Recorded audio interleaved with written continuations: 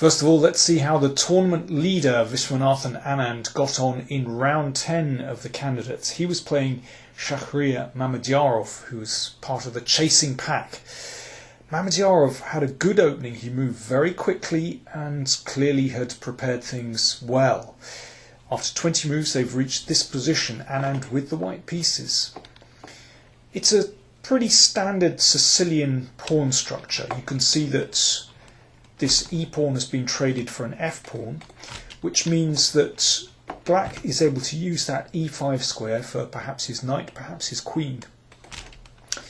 Anand has the pawn on e4, so it gives him a little bit of space, and can sometimes use the d5 square for his knight, but of course that's covered by the bishop.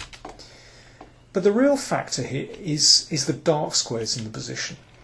This queen sits on a very nice diagonal here, looking down towards the king. So really, Mamedyarov, well, I think his next move was strong. I think he had to play it, queen c5. And if Anand exchanges, then you can see that white is left with this isolated pawn, and black has good control over e5, and this is a very poor bishop. Black stands well. So Anand has to avoid an exchange of queens there. So his queen comes to another excellent diagonal, looking at this pawn here. Mamedyarov played well. Best move, putting his queen in the centre of the board. Once again, this kind of endgame you can recapture with a pawn as well. This is very pleasant for black. These pawns, not particularly good on the king side, means this bishop, running on the same colour as those pawns, is a poor piece. Black stands a bit better. So Anand has to avoid this exchange and ducked back to this diagonal. Well, you can see what's happening here. And Mamedyarov repeated again. And really, I think best play in this position for black would be to play queen e5, and the players repeat moves, and it's a draw. Instead, Mamedyarov felt that he had to play for a win here. It was his best chance. So he carried on with king b8, leaving the queen on this strong square. So Anand has a clear plan. He wants to gang up on the pawn here. Mamedyarov playing for a win. Still could have played queen e5, but puts his knight here. Anand played a good move, knight d5. That means that just before the rook gets to c8, so when Mamedyarov played the rook to c8, he's able to block the file with pawn to c3. And there's no doubt about it, Anand has the more comfortable position here. You can see it's actually very difficult for black to form a plan now that this knight is locked in on d5. White has doubled very nicely on the d file, so Anand has a very pleasant space advantage here. And I think that move from Mamedyarov, putting the rook behind the pawn in this very passive position, shows that Mamedyarov has run out of ideas here. You know, white, to my mind, is already slightly better. Anand played the bishop to d3. Not sure about bishop to d3. I think Mamedyarov's next move was good. He played knight c6. It means this rook is rather embarrassed on this square. Instead of retreating, it has to move to the side, and the queen came to a7. In this position, Mamedyarov offered a draw, which Anand accepted. Well, why the draw offer? Why was it accepted? Well, let's take a look at what might happen. Well, first of all, this bishop should come back. Now, I think this is quite a nice manoeuvre, actually. If the bishop can sit on this stable square on b3, then Anand has certainly achieved something. But here, black should react quickly. I think if he takes, this is probably the best idea. And now, if rook takes, then rook e5 is solid enough. White should probably play pawn takes. The knight comes back to this square. And now also we've got a change of pawn structure. Normally I would say with the knight here, then black should have some advantage here, because this bishop isn't such a good piece. But because this pawn has come to f6, this gives white an additional possibility. So, okay, black plays the rook to the c-file, and now here's the point. With the pawn on f6, that bishop can slam in on this beautiful square e6, and that prevents rook number 2 from entering into the game. I mean, I still don't think this is too bad for black. I'd say the position is roughly level, actually, but by the same token, it's also not bad for Anand. You know, he has a space advantage. His pieces are very well coordinated. Sometimes you can even play like this to create an isolated pawn on this side of the board. I think chances are roughly level here.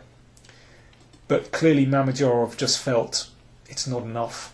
And Anand, after a slightly dubious opening, was very comfortable with the draw. And of course, his tournament position means that a draw is certainly not a bad result for him. So, okay, that meant that if one of his rivals could win, then they're getting closer to him. Let's have a look at the game between Vladimir Kramnik and Peter Svidler. Now, this was a Dutch, so it went d4, f5, Kramnik with the white pieces. So Svidler playing once again this very enterprising Dutch opening, very double-edged. It's all very well when you're on the attack, and you can perhaps force open an f-file. But if the attack doesn't come through, then this can expose the king on this diagonal, sometimes on the 7th rank as well, and sometimes this diagonal too. So the Dutch is a double-edged opening. Kramnik played a very modest system, but by this stage he's certainly got the initiative. c4 is an excellent move, opening up the bishop, bishop's diagonal towards the king. Now this has to be taken, and white isn't losing a pawn because of this pin. You can get the pawn back straight away. Okay, Svidler tried to trade pawns. Well, he did trade some pawns to try and ease the tension and congestion in his position. And here white is better, and here we can see all the disadvantages of the Dutch. Basically, if we could put that pawn back on f7, then black would be very happy, because you can see here the advance of the f-pawn means that the e6 pawn is weaker. Black is weak along this long diagonal as well. The king is slightly exposed. White is very well coordinated. Compare black's king with white's king. I mean, the king is completely safe. So Svidler was in a bit of trouble here. Well, that knight has no protection, no pawn supporting it. So Svidler played here. I think it's a good move. But now Kramnik is on the attack. Knight e5. Excellent move.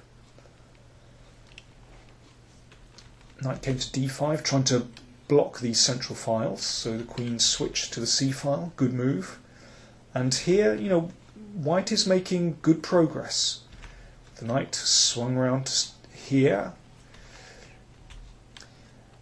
And, I mean, black has so many loose pieces here. The bishop is a bit loose. g7 feels a bit vulnerable. The knight could be vulnerable as well.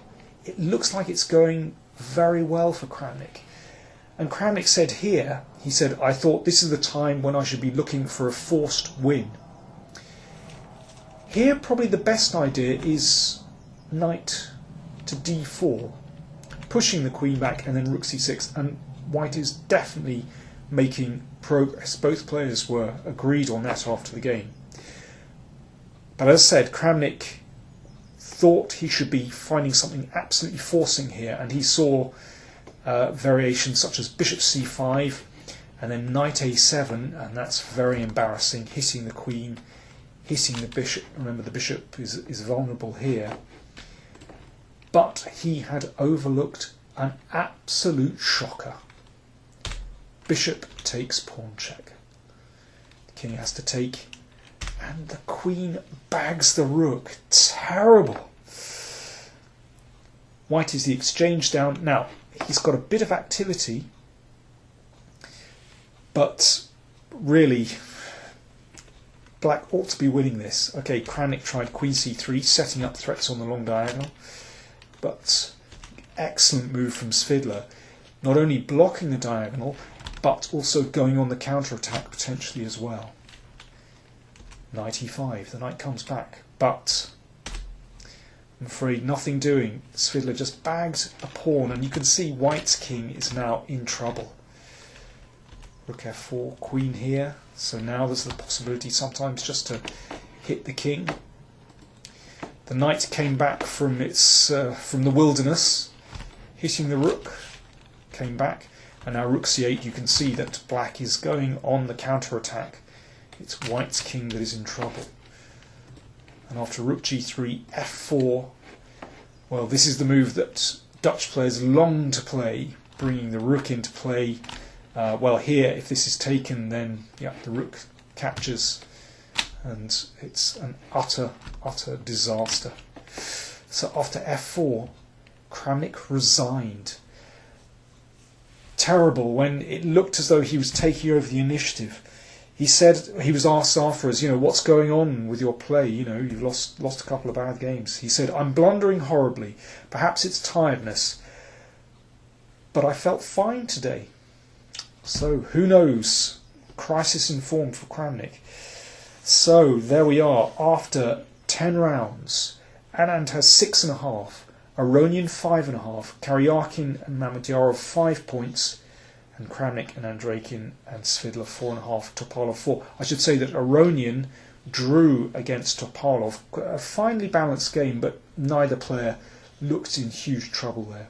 So, with 4 rounds to go, Anand still looking very good.